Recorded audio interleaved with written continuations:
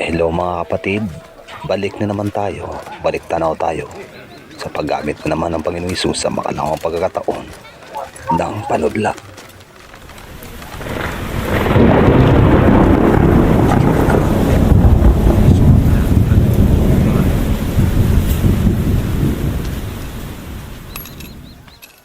Teacher.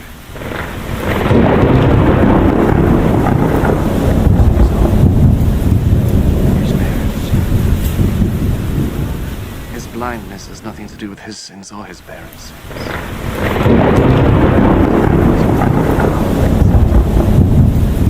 As long as it is there, you must keep on doing the work of him who sent me.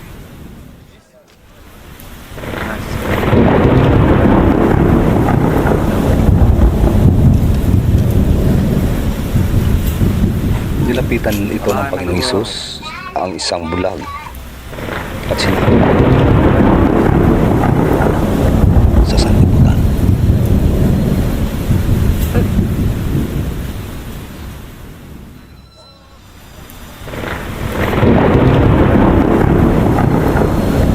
Dito sa parteng ito, kumuha na naman ang Panginoong Hesus ng lupa at dinuraan at ginawang After putik he said this, at ginagaya.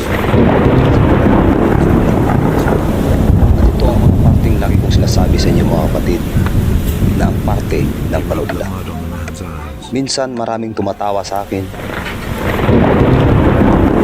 Saan pa daw gamit ang panudla? Ito na nga, pinakita ko na nga sa inyo.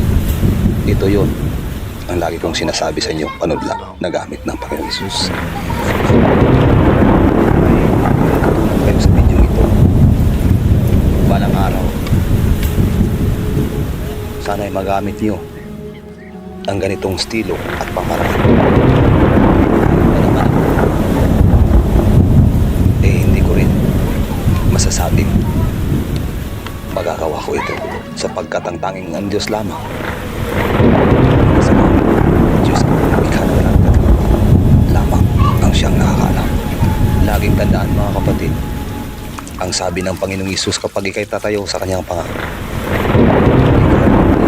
ang isang nakalaki ng buto ng isang mustasa ay kahit ang bundok